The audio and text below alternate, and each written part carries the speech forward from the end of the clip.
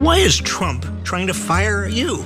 Well, Elmo thinks it can marry me because Mr. Trump is mad at Sesame Street for making fun of him. I'm Donald Trump, and I have more trash than all of you, so yeah.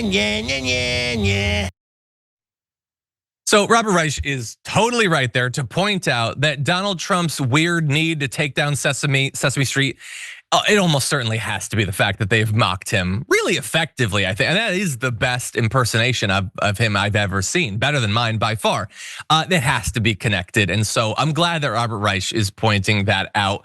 Also, have we never had Robert Reich on the show? I love Robert Reich. We got to get him on here. He's great. But anyway, the issue is that while we can point out that it's ridiculous to try to defund NPR or PBS to try to kill Sesame Street, the issue is that to the extent that they can in the government, they moved one big step closer to taking away that source of funding for public broadcasting, with the Senate Republicans spending 13 hours voting on what are called a package of rescissions. So basically spending cuts that, for reasons that don't make sense to me, despite the fact that I think about politics for 20 hours a day, you can't filibuster it. It's just, you know how like you get one thing that you don't, reconciliation that no, it's more now. You can just do as much as you want because the Republicans in charge. You can just do it over and over and over again, I guess.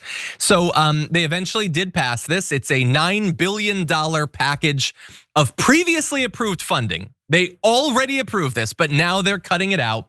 It would have gone to foreign aid as well as the Corporation for Public Broadcasting, so NPR and PBS, and they made it so that you couldn't filibuster it. And think about it, like, in the past, debates over what should be filibuster proof have been some of the most fraught debates in American history. Like, should judicial nominations be filibuster proof? I mean, we have to have judges. Should we do the nuclear option and make sure that we have a judiciary? That's like 10 years ago. Now it's like, I want to hurt Elmo, no filibusters, please. That's what the state of our government has become. And it was still very close, as so many of these votes are. It was 51-48. Susan Collins and Lisa Murkowski joined the Democrats in this case. And it's not totally done. It does still have to go back to the House because while the House has already approved most of those cuts, the cut for $400 million for PEPFAR, that's the foreign aid program to combat HIV/AIDS, they now need to re-adjudicate that in the House.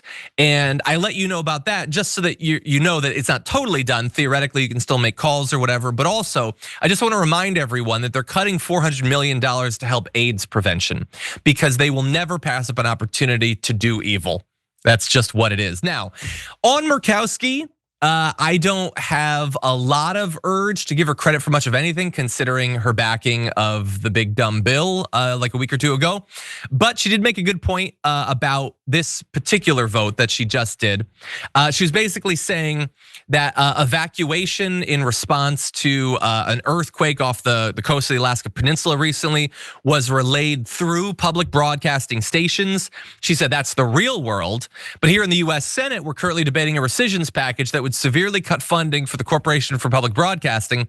Some colleagues claim that they're targeting radical leftist organizations like, PBS with these cuts. But in Alaska, these are simply organizations dedicated to their communities. And that, again, squint your eyes, it's like, oh, she's standing up for the funding.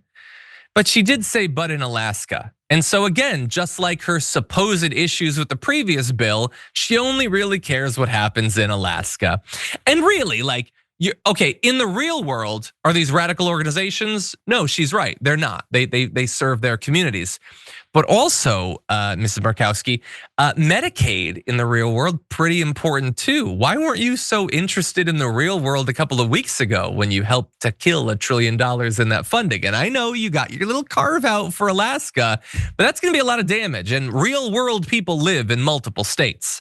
So anyway, very minor credit to those two, and it didn't end up making a difference anyway. And arguably, if it would have made the difference, would they have voted against it?